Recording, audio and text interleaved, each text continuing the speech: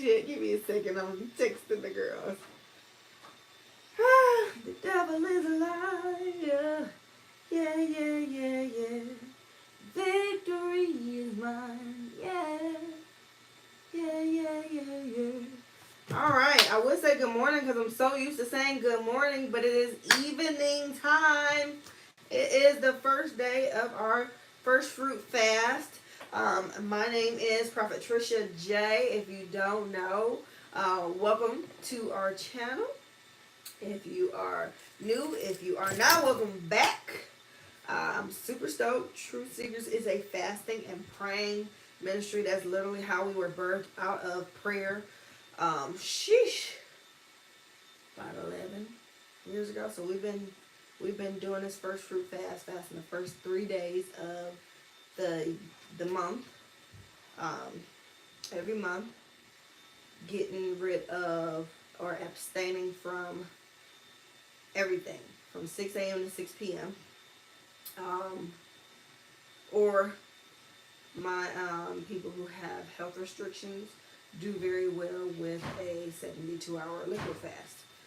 And so when we break our fast, we are on vegetarian diet. Um, and yeah, that's that. So we are on day one of our first fruit fast, and we are literally, this is our last fast of the Hebrew year, but also our first fast of the Hebrew year because we're right on the cusp of the new year.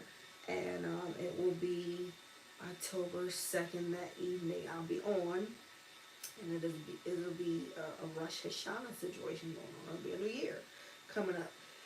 So let's get this party started. I am super, super stoked to see you all, to be here with you all. Let me open up this Bible because the Lord has been talking. Y'all know, I don't know, he deals with me in times and seasons for sure. And it's so funny because people always joke about how much I talk about time. I want to say we got like 93 more days in the year. I made a post about it earlier. I'm pretty sure it's 93 days at this point. If you are watching this in the morning, it'll be 92 days in the year left.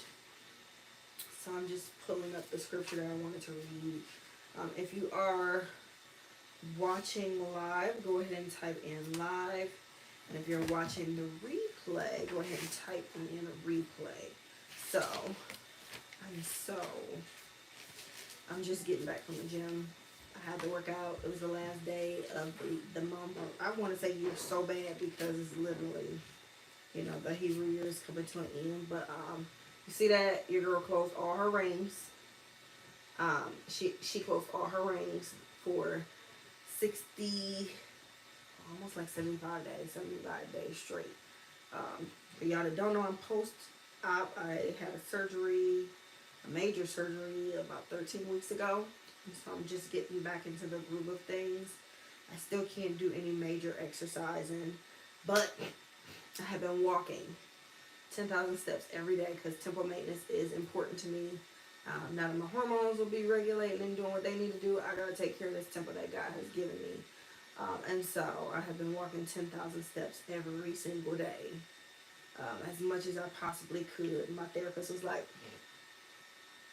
it's okay if you don't, right? I was just like, but why? Because I keep my promises to everybody else. I'm just trying to keep my promises to myself. And so she was just like, yeah, but that's an addictive behavior. So don't beat yourself up if you don't.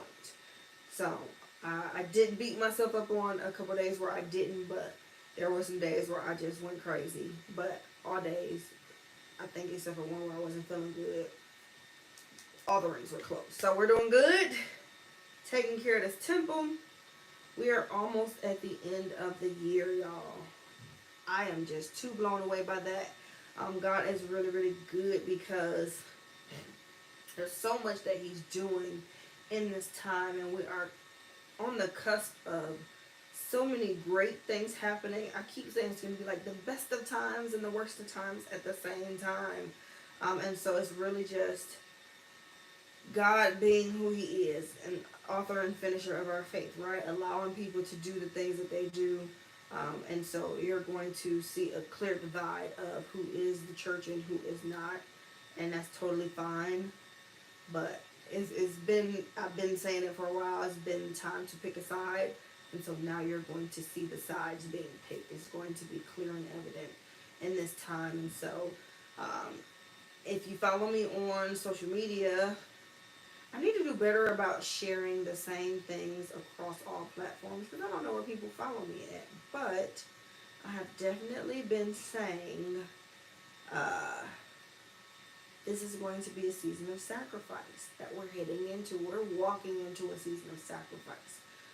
And so it's really, really important for you and myself to have that mindset of, guess what, you're going to be okay. But it really is a season where it's going to require more sacrifice on your part, okay? It's not on my part too. And so I have really been just like mulling over that, if you will, and I'm just like, Lord, what are you saying? What do you mean by that? Like, what does that mean for us? And so he was just sharing with me how it's really, really important for us to, sorry, I was clearing my tabs because I needed to get to my notes.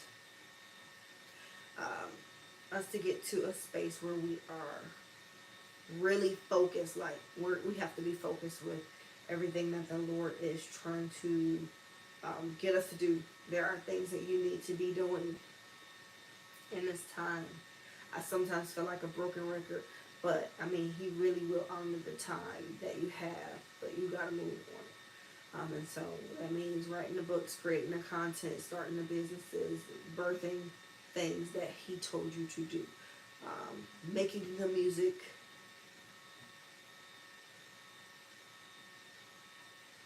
heavy on the making the music, because we need you. When I tell you I'm so tired of rotating the same people, tired of it, sick and tired of it, okay? And then one of my favorite ones just came out with a new album and I don't even like it. So I can't even add that stuff into the rotation because I'm sick and tired of the things that I'm listening to, because I listen to them so much. Yeah, so we need you. We need you. So I do want to go and read Romans 12. Romans 12, just a couple of verses. Chapter 12, verses 1 and 2. And I actually, when the Lord was talking to me about it, I pulled it up in my phone. And so I have it on from the Amplified version. And so I want to read there so we can just jump in. Listen, I want to tell you, I'm ready for the music makers. I need you to make the music, because what's holding you back is a lot of ego, especially the beat makers. They think that they are the star of the show. No, we love you and we appreciate you, and a song won't be a song without you. But it's almost like Brandy and Darkchild. Like, you need each other, okay? You need each other. It's like, Brandy and Timberland. You kind of need each other. There is... y'all can stand alone, but is it worth it? Not always, okay? So, stop with the ego. Stop with the you want to get paid up front.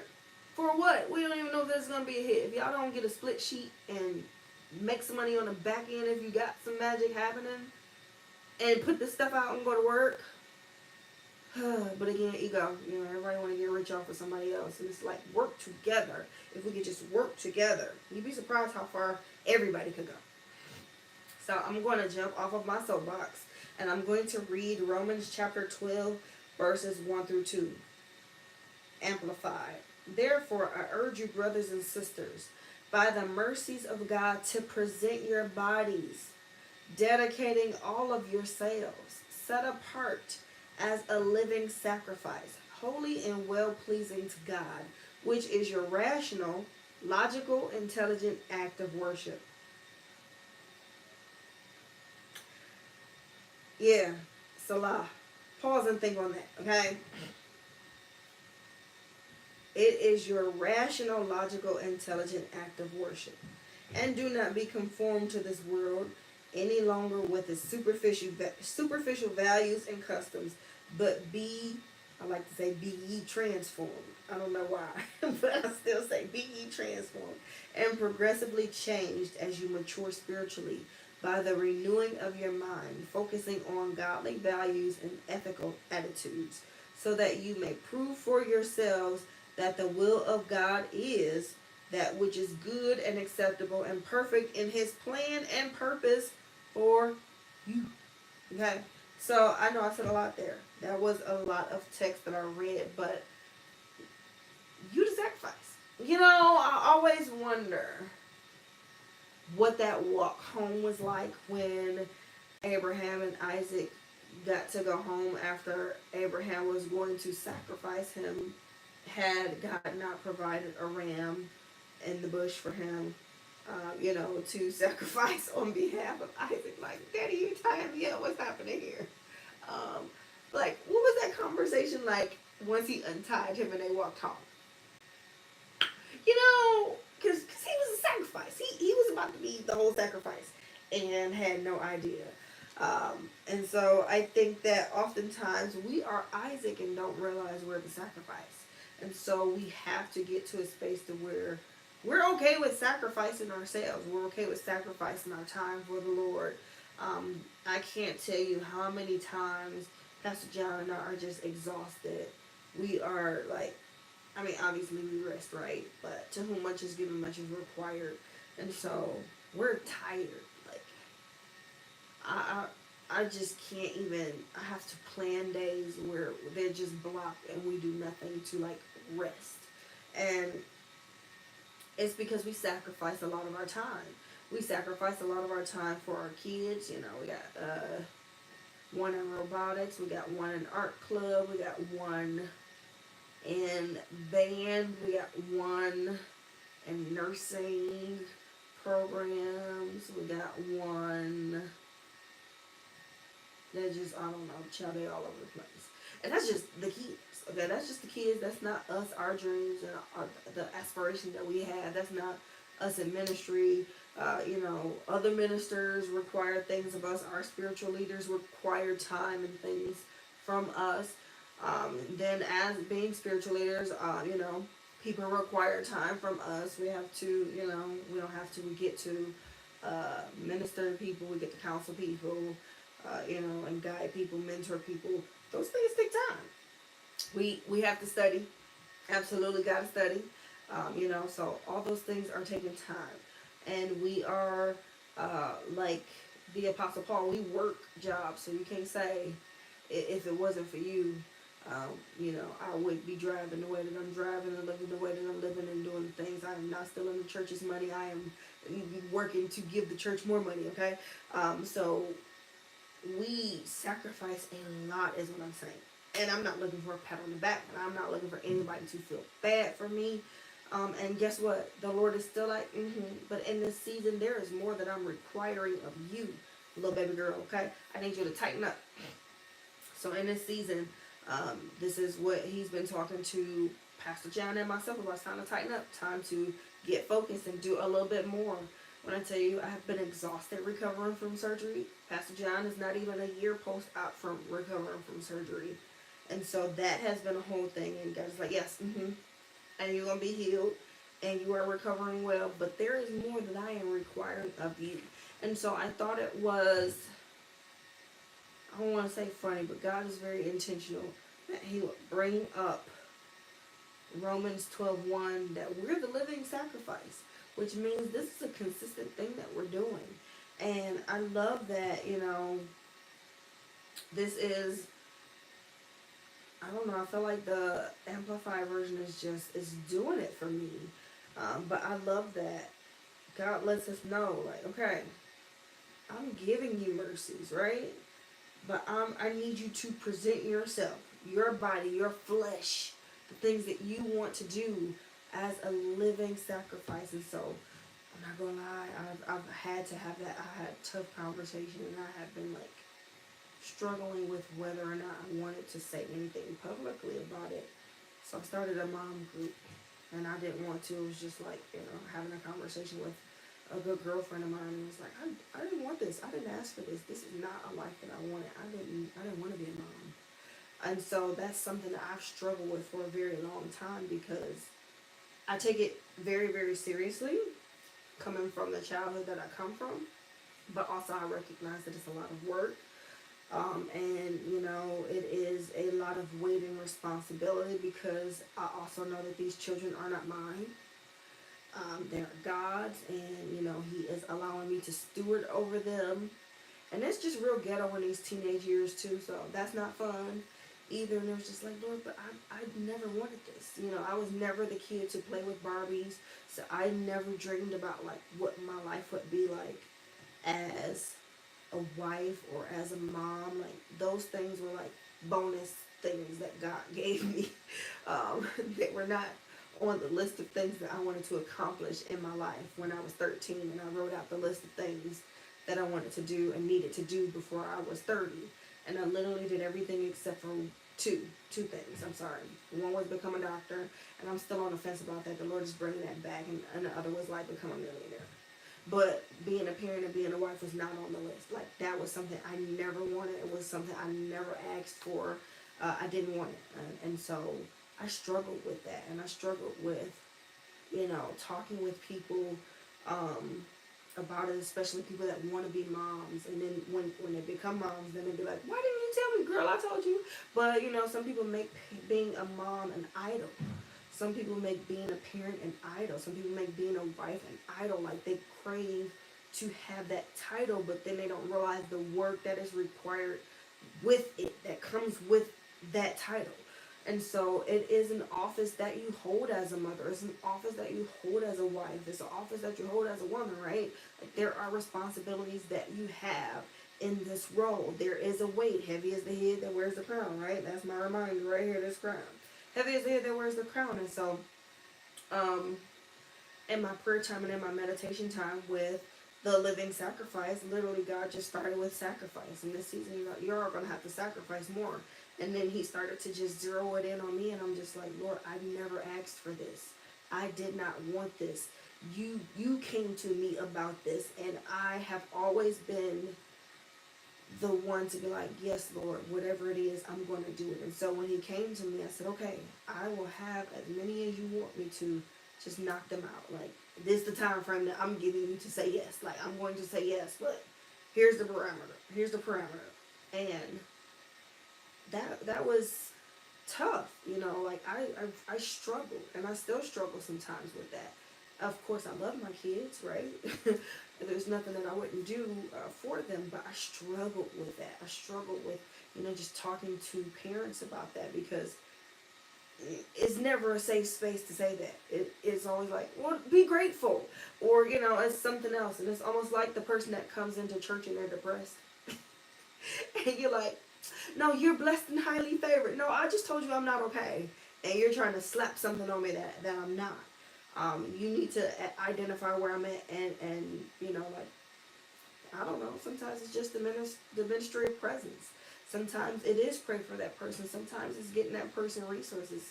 Sometimes it's just being a listening ear, but it's not telling them what it needs to be. And so that has always been my experience. So I never wanted to do the motherhood content, because I think most of it is superficial. I think most of it is fake, and people talk about how much they love motherhood, and some people do.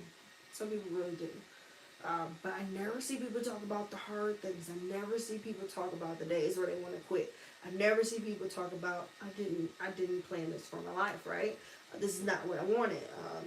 Birth control wasn't in my favor, and this is just a God thing, okay?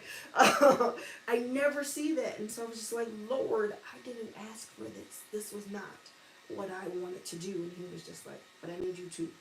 And I said yes. And so then He said, yeah, this is another season of sacrifice for you. I'm going to need you to sacrifice. And so now I am in a space where I can see why my mother would say very vile and mean and ugly things to me. Like, I'm seeing it, and I'm like, oh, that's, I was triggering you. I was triggering you. Life was lifing for you. And so I'm able to hold a little bit more space of compassion for her in that time. But I'm still like, girl, you was a whole adult when I was a kid. Also there, right? Um, and so now I'm just like, wow, God. So I'll say this, and I always say to moms and dads alike, when it comes to generational curses, when it comes to family, what you don't master, what you don't slay, what giants you don't slay, your children contend with. And so that masturbation addiction, that porn addiction, that gambling addiction, you can't get your money right. You can't fix your dang on attitude. You don't know how to talk to people. You don't know how to apologize. You don't know how to forgive. You don't know how to accept love, receive love. You don't know how to rest. You don't know how to pick the right people as far as relationships, or have the right friends around you. Like, all those things are real and genuine things. And so I find that my journey, and especially my walk as a believer, has been extremely difficult because I have been contending with the things that my parents thought was just way too hard, and they just washed their hands with it. They quit. So my parents do not work for, they hate working for the man. They do literally just enough as entrepreneurs to survive. They don't do more, okay? They don't have like employees and that sort of thing. They never took it to the next level because they lack discipline, they lack focus, they don't lock in. And so the Lord is sharing all of these things with me while we're talking about sacrifice. You need to sacrifice. And so I am being extremely vulnerable, just sharing all my business, putting it out here. I don't really care what people think. You know, my testimony is not for me. You know, we overcome by the blood of the Lamb and the word of our testimony, right? So I'm always willing to share my testimony if it'll help somebody go further and not have to go work as hard or deal with struggles that I dealt with.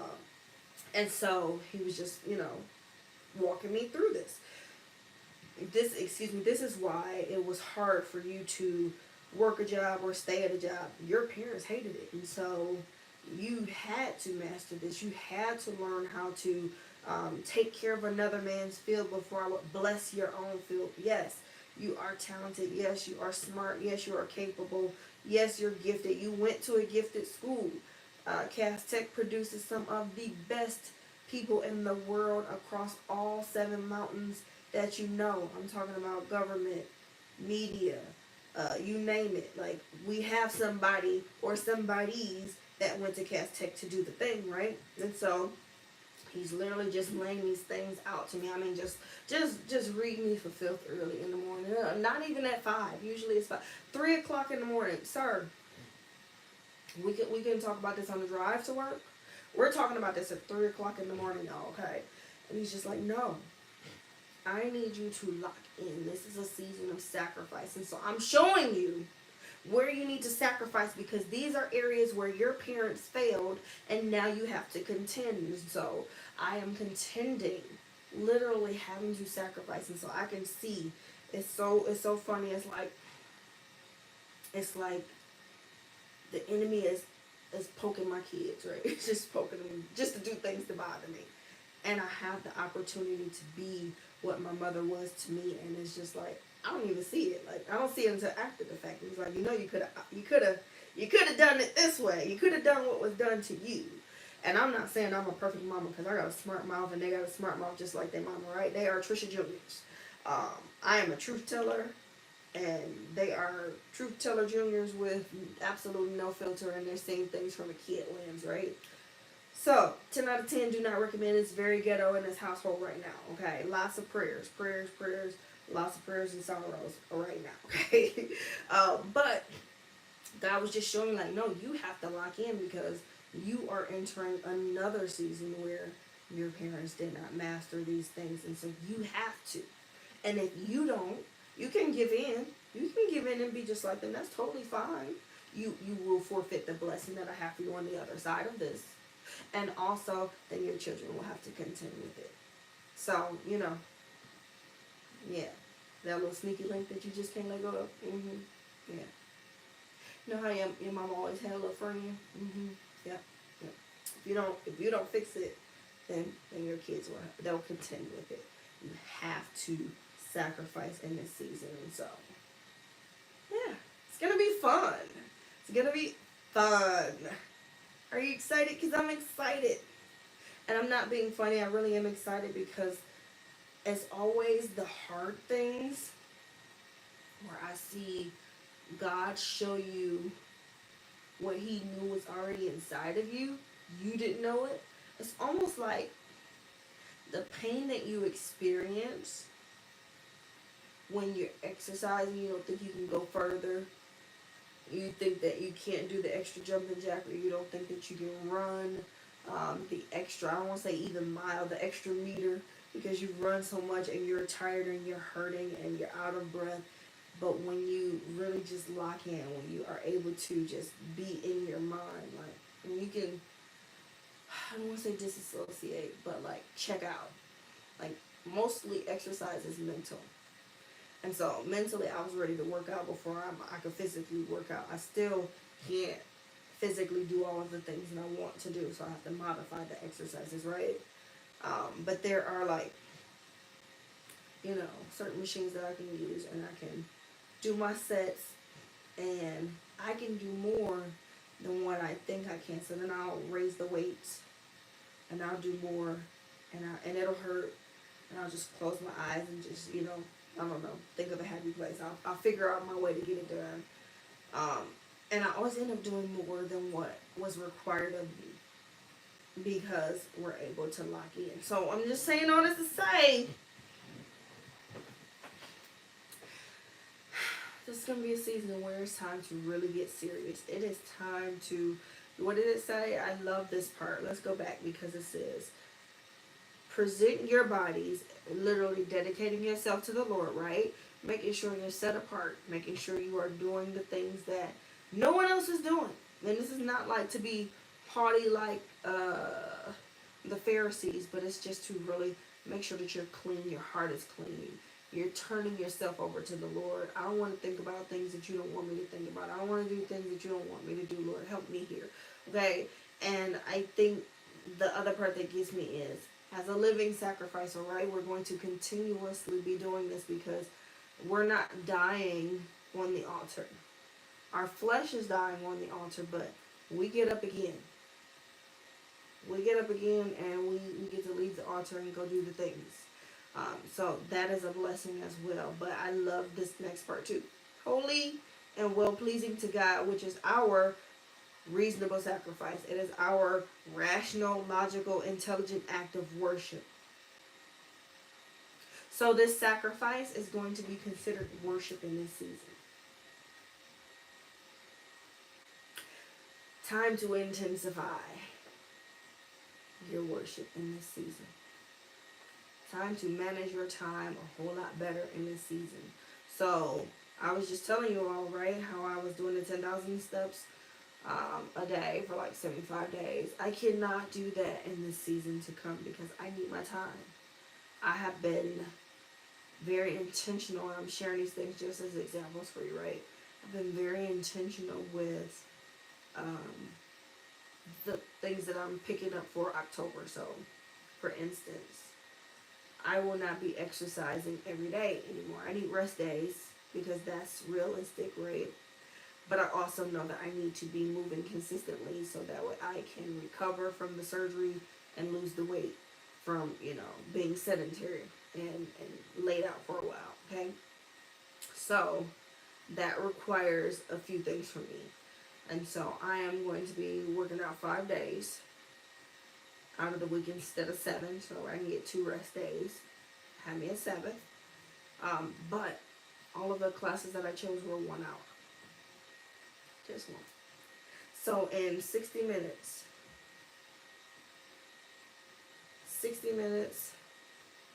I burn 547 calories. Not mentioning like all of the other things that I was doing. I love that for me because that gets me closer to my goal. And then I even being like I sat at my desk literally here in my office and I worked for a majority of the day. And I was still able to meet all of my goals. So I'm thinking of things like that where I can just lock in. I can lock in and do what I need to do. But God is requiring this of you, okay? So here we are, being living sacrifices. Some stuff is just gonna be a thorn in your side, and that's okay. But I'm admonishing you to do the things because God is going to. It's giving very much a good blessing on the end. Let me see if I can find my notes because I'm really bad at this. Hold on, give me a second because I just think it's too good not to mention.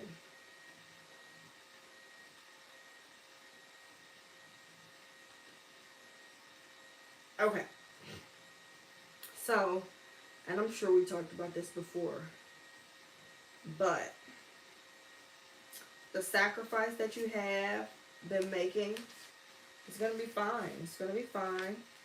Everything is awesome. Why am I like this? But no, seriously, it's gonna be fine. And so I'm just reminded of the story of the widow again, because in my sacrifice, I told you he was slaying me, laying me out. Just go ahead and cooking my flesh hibachi style during our little prayer sessions, right? All the things that I need to do, and I just share like just a little tidbit of the things that he was telling me, right? And so, Second Kings, we're gonna go to Second Kings chapter 4, and we're going to talk about Elisha and the widow's oil. So, hello, remember I told you I'm doing all the sacrifice, and I'm just pulling up different versions of different Bibles. See, that's it, nothing crazy. Uh, and so, God is, laying me out. I said, golly, like, goodness gracious, what is happening here?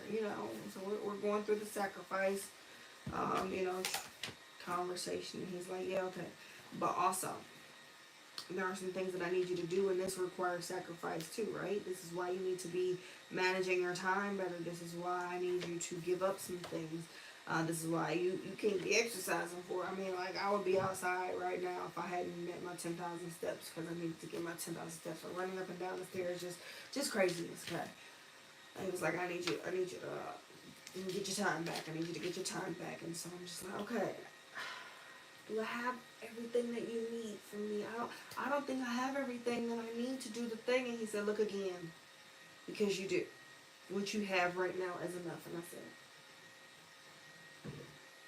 yes, sir. Oh, yes, sir. So here we are, 2 Kings 4. I'm going to read that one for you.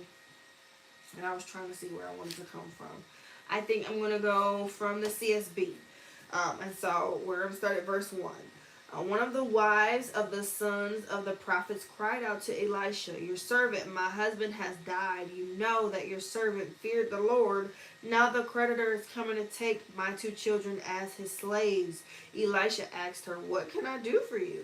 Tell me, what do you have in your house? She didn't think she had nothing, really. She just was like, I mean, here's what I've discounted. And what I've discounted is your servant has nothing in the house except a jar of oil. Okay? Because that's usually what we do. I don't have nothing. I don't have nothing but this laptop. I don't have nothing but this iPad. I don't have nothing but my cell phone and a ring light.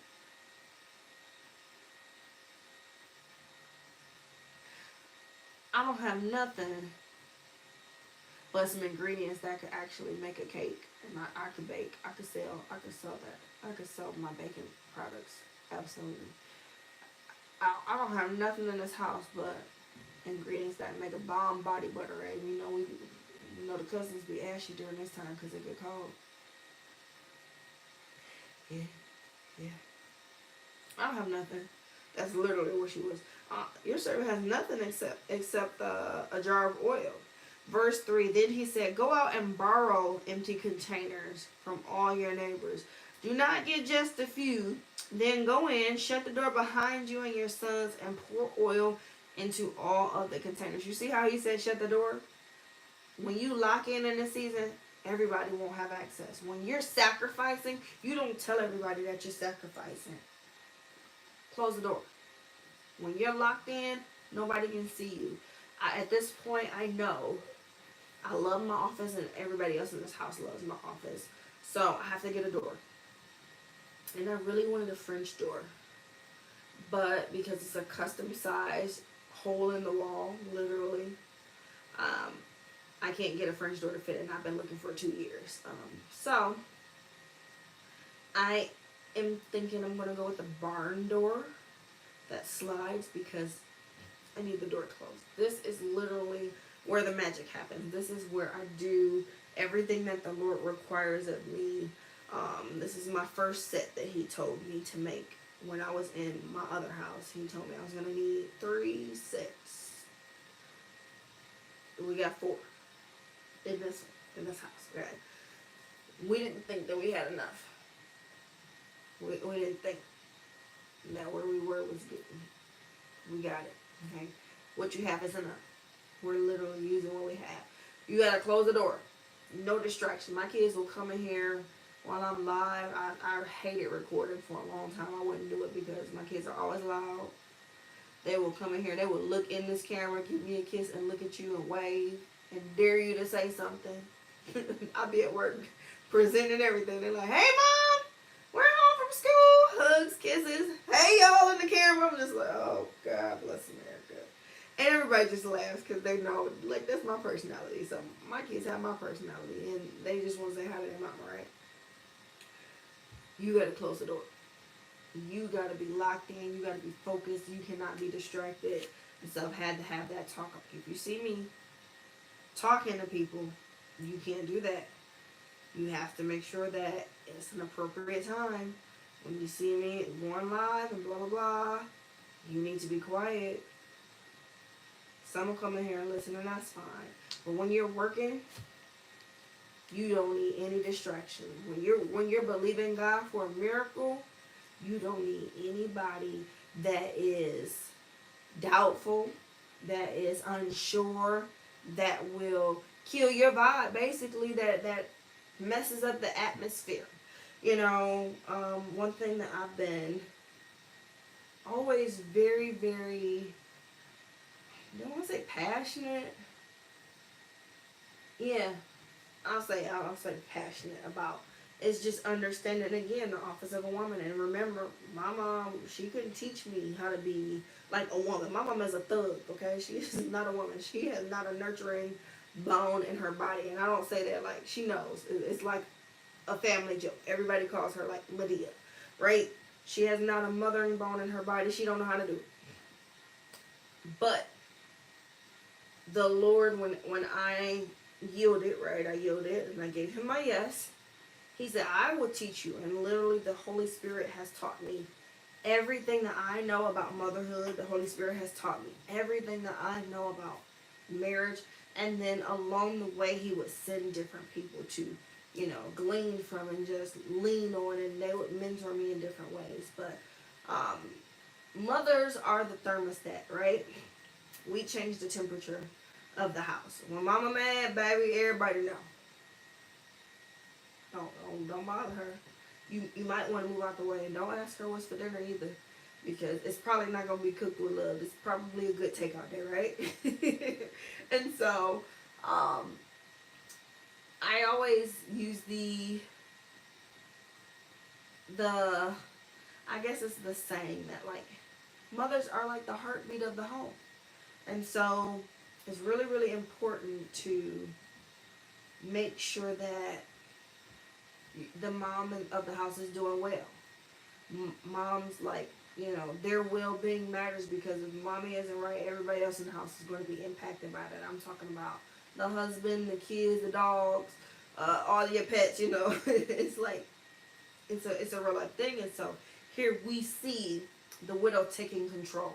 She is being the thermostat. She is making sure that her family is taken care of, because right now they're in survival mode. She is freaked out. She's scared that she's going to lose her family. She's already lost her husband, and she has to clear the debt. And so she had to close the doors. She had to close up the house to make sure that she can do exactly what the prophet told her to do. And so he told her to go in, borrow empty containers. So this is what basically the neighbors didn't even think anything of it. It was not of any value to them to where it was going to be an issue. she was able to just keep borrowing empty containers, from her neighbors. And so he said, then, verse 4, then go in and shut the door behind you and your sons and pour oil into all of these containers. Set the full ones to the side. And she did. She did. We're not done reading it. After she had shut the door behind her, this is where the magic happens. This is where we get into action. After she shut the door behind her and her sons, they kept bringing her containers and she kept pouring. When they were full, she said to her son, bring me another container. But he replied, there aren't any more. Then, once there were no more containers that they borrowed, then the oil stopped. She went and she told the man of God, and he said to her, go and sell the oil and pay your debt. You and your sons can live on the rest. Right now, where we are, I love a few things, okay? I know by trade, I'm a project manager. I got my Six Sigma black belt. And I got my digital marketing cert. Like, those are my jams. Like, that's how I make my money on the side, outside of here, okay? And I don't want to say it's easy to make money digitally, but it's a market for it. It is absolutely a lane, which is why they don't like us to be on these social media sites, which is why they want you to pay for things. What if I told you that there was going to be a time where people would not have things to watch on TV? So the things that you're recording on like YouTube would generate you some good money. What if I told you that the content that you are creating now that is maybe getting 2 views or you're stuck on like the 200 views would eventually get you some money if you just were consistent? What if I told you that? Because digital marketing is a thing where people can make money for their expertise, and your expertise can be mommying. I mean, like, I used to sell chore charts because I like to keep my kids organized because it helps me function a little bit better. Like, you can sell pretty much anything that you know how to do digitally. Yeah, what if I told you that? So I love that the widow, she was wise enough to ask for help. She went to the prophet and asked for help, and he sent her on this mission. She went and borrowed these containers that, her neighbors didn't think had any value. It was no big deal. And she only had a small little reserve of oil that she didn't even think much of. I don't have anything in the house, just this little small vial of oil. And so, even though the instructions that the prophet had given her, I'm sure it sounded outlandish to her, like, what? She still followed and obeyed the instructions. And so I love that as a real life example, because what makes sense about God's instructions? I told you, I don't know if I told y'all, but I definitely told the cover girls on the prayer call. One of the girls, entrepreneur, has not been working since last year, living off of savings. Just closed on a brand new house Friday, got the keys today, moving in. Still no job, still living off of savings, still an entrepreneur. And it was like a catalyst because her landlord was ready to sell the home, and she always rented the house with the intention to buy it. Like, that was their conversation. And so they decided they wanted to, place it at a higher value. And so they're like, you got 8 weeks to leave the house. And so she tried to, give an offer like, oh, you're gonna sell the house finally? Bet I would love to buy the house. Here's my offer. Like, what are you trying to do? It was significantly higher than even what the market would ask for with things needing to be fixed in the house, right? Closed on the house today, Friday. Got the keys today, moving in today. Does that make sense when I tell you 7 weeks? So they told her 7 weeks ago, you got to find another place to stay. So technically, she had to move out next week, regardless, because they didn't want to renew the lease. They wanted to sell the home, and they didn't want to sell the home to her. She just moved into, and is in the process of moving into, because she's in California, so it's 6 o'clock. She's still moving. Into a brand new house, a house somebody built, kind of like, it's really like our story. And she was like, oh, yeah, I need God to do that for me because this is an amazing story. So somebody built this house. Our house is brand new, built during COVID. Somebody had to back away from it, and so they cut the price down significantly. And we walked into this house with like $50,000 or $60,000 of equity. She got the same testimony right now. Her first house as a homeowner, brand new, nobody in it ever before but her and her child. No dirt, no nothing, just hers. She about to mess it up. Nobody else can mess it up. She's about to be the first person to mess it up because somebody built this house, ended up having to back out of it. At the same time, her landlord is telling her, you got to find another place. You got 8 weeks to find another place. Not even 90 days. Not even that type of courtesy. You got 8 weeks to find another place to stay. And God got her a brand new house. You can't tell me God don't move in ways that make sense. Stop trying to make sense of the things that God is trying to do in your life. That's not how that works. How is never any of our business. So, back to this widow, because let's just bring it all together, right? This widow is just pouring and pouring and pouring. The prophet never gave her what she needed. The prophet just gave her instruction. The prophet didn't try and jump in and help. And I think a lot of people get frustrated because they feel like the church is supposed to help. Yes, to a certain extent, but faith without works is dead. There are things that you need to be doing because what does the Lord say? He will supply all of our needs according to His riches and glory. His. Because He wants to get the glory. Nobody else. Okay? He wants to get the glory. And so, I just think that it is, right? We're seeing something supernatural happen where these jars or containers are being just supernaturally filled off of this small thing of oil that she had that she discounted and didn't even think was like anything significant, right? And so not only did she receive oil that day, right?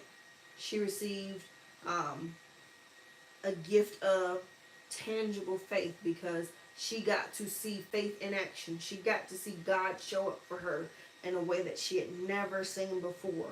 And so I think that that's really, really important to call out because, you know, many times our faith is like imaginary, if you will. Like, it's just like, oh yeah, I believe in God.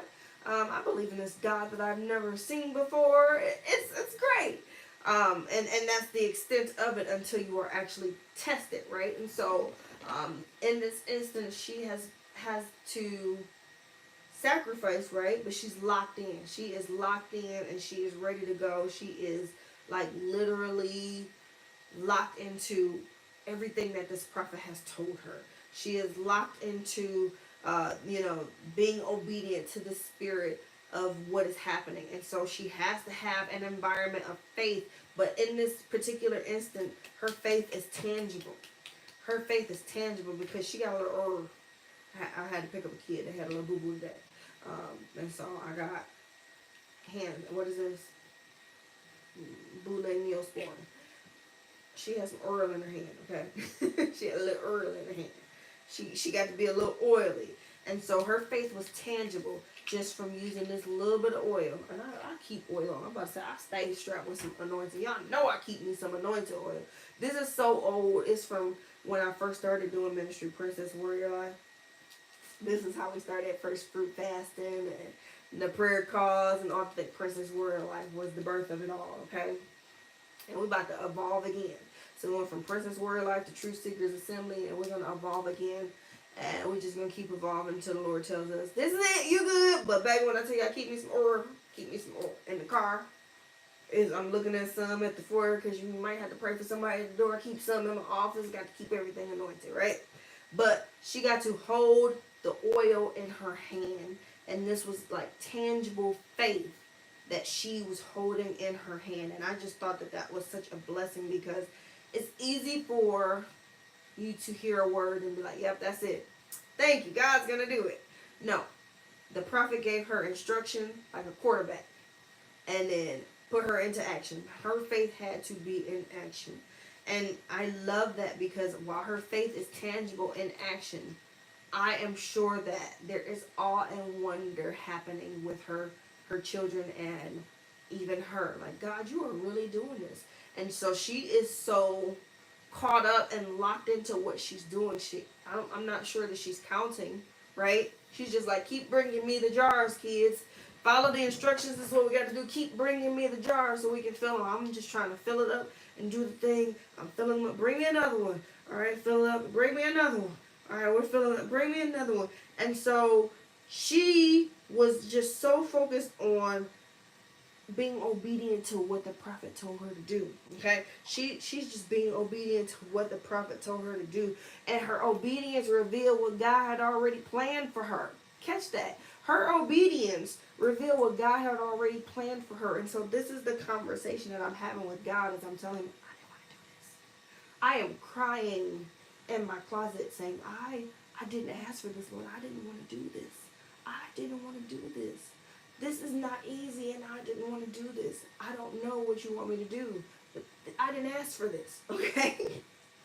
And so he was telling me, like, no, but your obedience is going to reveal everything that I've planned for you in these 5 little lives. It's going to pay off in the end. It's going to be revealed, but I need you to obey first. I need you to sacrifice first. I need you to lock in first. I need you to be the example first. Remember, he will supply all of our needs according to his riches and glory, not ours. So, I need you. Look at the little bit of whatever it is that you have. Sometimes it's just a little bit of faith. And that's all you need. And I just pray that as you're sacrificing in this season, as you are locking in this season, you hold on to the last little bit of oil that you have. And you're about to see some things. There's about to be some things going down, okay? I hope you got your food. I hope you got your water. I hope you got your beans. I am praying. I pray we don't have to do this long term. You need to have your stuff, though. I'm praying that as you're locked in, as you are really like dedicated and carving out the time to get yourself right, get your heart right, get your mind right, get your spirit right, and then obey the Lord and do the thing that he's calling for you to do, that you would have faith and action in your hand. You would be able to see God move. I'm telling you, I've seen him move with conferences I knew I didn't have the money for. And he would do those things for me. And they would just be happening. I would be getting money on the way to the conferences to pay. He'll do it for you. I'm praying that as you see, as you begin to sacrifice and obey, you will begin to see our Heavenly Father stretch your expectation. You begin to see him outpour supernatural results and promises that you couldn't have ever asked or thought of in your wildest dreams, as you begin to obey him, as you keep every single word, as you obey every single instruction. He keeps his promise to you. That's my prayer for you in this season. That's my prayer for today. I don't even think I gave this a title.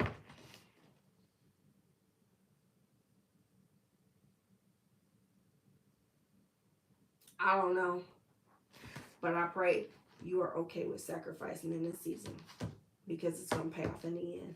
I pray that you are okay with looking at everything that you got right now in your ark. I'm telling you, if I looked again, just from the time that I quit business, I got so much stuff I can go make some money on. Right now, if I was in a pension, just needed some money, I could go make some money.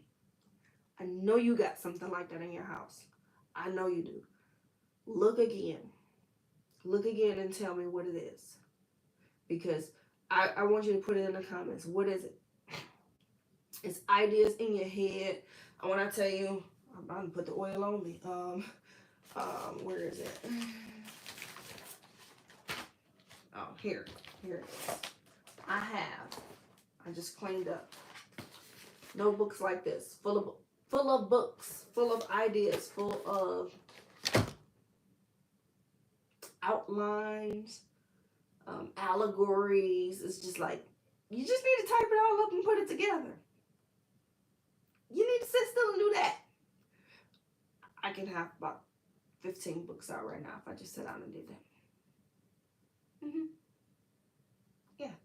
What is the thing? What's the idea in your head that you should already have out? Trust God with that in this season. Lock in this season. I need you to sacrifice in this season. Don't get distracted by things on social media. Don't get distracted by things you see in the news. I need you to lock in. Literally. Yeah, well, guess what? I know for sure with you, it is journals, it's manuals, it's books. Also, I see as you really like tap into your intimate time with the Lord, you're going to get some worship songs out of it. And it may just be singles that you put out, which is why you've been needing to go back and, practice singing, going to choir and vocal lessons and that sort of thing. You don't have to have the best voice, but you need a pure heart wanting to worship the Lord. That's what we want. We want clean hands and pure heart. That's the music we want. We don't want liars. We don't want cheaters. We don't want stealers. And remember, nobody is perfect, right?